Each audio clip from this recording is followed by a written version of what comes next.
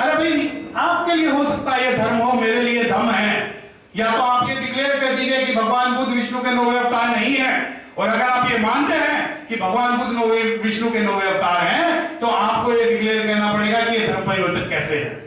परंतु आप नहीं कर पाओगे, क्योंकि आज मैं इस मंच के माध्यम से कह रहा हूं कि मैं 33 करोड़ देवी देवता, 27 भगवान और 9 अवतारों को नहीं मानूंगा।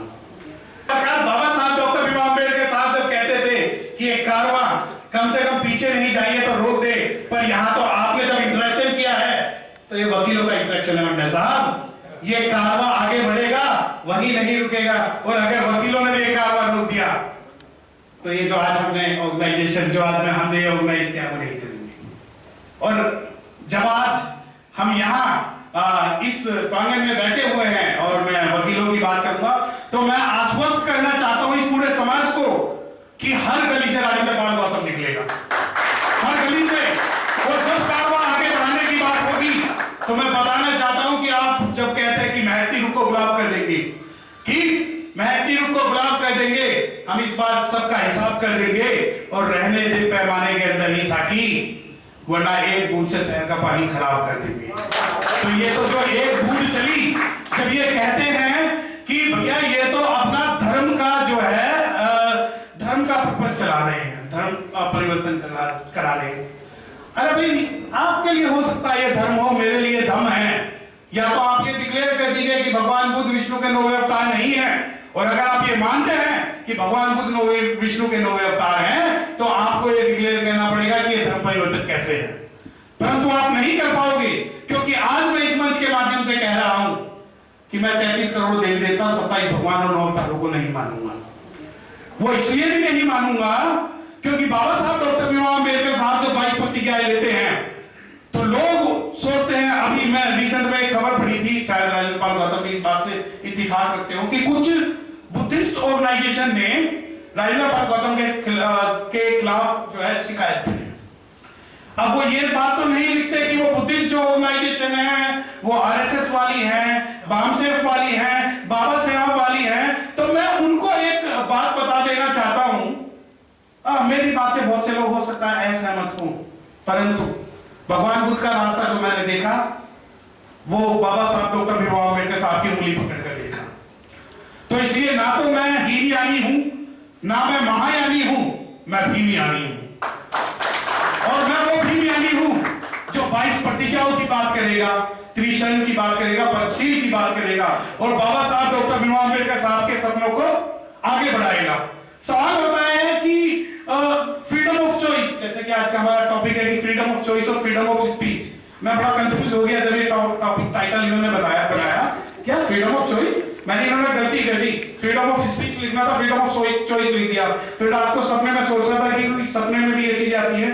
Yes, we have freedom of choice, because if you have two options between Dr. Bhimrao Ambedkar and between others, then you have to choose Dr. Bhimrao Ambedkar.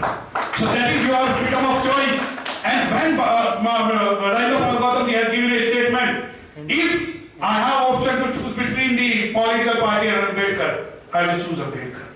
And definitely and certainly we can say that we are the follower of Baba Sahib Dr. Bhimrao Ambedkar, and we will all 22 vows whenever he challenges.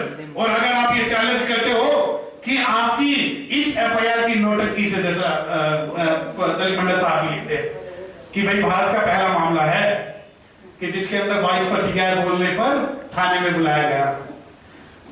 दलित मंडल साहब, भारत के थाने कम पड़ जाएंगे, इतने वकील 22 प्रतिज्ञाएं करेंगे कि वो उनके थाने कम पड़ जाएंगे, परंतु हमारी 22 प्रतिज्ञाएं कम नहीं पड़ेंगी। और 22 प्रतिज्ञाएं आप शुरू में तो बोल देते हो कि ब्रह्मा विष्णु महेश को नहीं मानूंगा, ये आपत्तिजनक है, लेकिन जब 13वीं 14वीं प्रतिज्ञा की बात होती है कि मैं मानवता की बात करूंगा, मैं सद्धर्म की बात करूंगा, तो आपका जो आपके मुंह में दही जम जाती है उस पर आप नहीं बोलते। वो आप इसलिए भी नहीं बोलते क्योंकि आपको पता है कि आपकी लोगों में गुलामी है। बाबा साहब डॉक्टर भीमराव अम्बेडकर साहब तो अकेले थे जब 14 अक्टूबर 1956 को उन्होंने इनकी चूल्हे हिला दी थी। आज तो फिर भी हम करोड़ों हैं और इनकी चूल्हे नहीं, हम निस्ते नाबूद इन्हें कर देंगे अगर हमें ये छेड़ते हैं। और मंत्री पद, मैं मंत्री जी से डायरेक्ट इनडायरेक्टली एक बात कहना चाहता हूं, आप थोड़ा और आगे बढ़िए, आप थोड़ा और आगे बढ़िए। क्योंकि अगर हम आज यहाँ पर आए हैं तो इस वजह से आए हैं कि एक दुष्यंत का एक शेर है कि दुष्यंत का एक शेर है कि हो गई है पीर पर्वत सी पिघलनी चाहिए, कि हो गई है पीर पर्वत सी पिघलनी चाहिए, और आज फिर इस हिमालय से गंगा निकलनी चाहिए, और आज ये दीवार तो की तरह हिलने लगी, शर्त लेकिन ये थी कि बुनियाद हिलनी चाहिए, और सिर्फ हंगामा खड़ा करना मेरा मकसद नहीं, सिर्फ हंगामा खड़ा करना मेरा मकसद नहीं, सारी कोशिश ये है कि सूरत बदलनी चाहिए, और हो कहीं भी आग तो ये आग लगनी चाहिए, हो कहीं भी आग तो ये आग लगनी चाहिए, और जो ये आग इस बार 14 अक्टूबर को लगी है 2022 में, मैं चाहता हूं कि ये 2024 के अंदर जब इलेक्शन हो, ये आग दिल्ली ही नहीं भारत के हर कोने में दिखनी चाहिए, और न केवल भारत में। जब आप कहते हैं कि बुद्धिज्म की 41-42 कंट्रियां हैं, उन 41-42 कंट्रियों में हमारी आवाज उठनी चाहिए कि हम वो लोग हैं जो कुर्बानी देना चाहते हैं, परंतु अगर ये सोचते हैं कि ये इस कम्युनिटी के लॉयर्स और इस कम्युनिटी के सामाजिक आंदोलनकारी कायर हैं, तो हम कायर नहीं है। जब बात होती है कि बाबा साहब डॉक्टर भीमराव अम्बेडकर सपनों का भारत बनाना है, तो बाबा साहब डॉक्टर भीमराव अम्बेडकर सपनों का भारत सिर्फ बाबा साहब की फोटो लगाने से नहीं बनेगा, वो बनेगा तो 22 प्रतिज्ञाओं से बनेगा।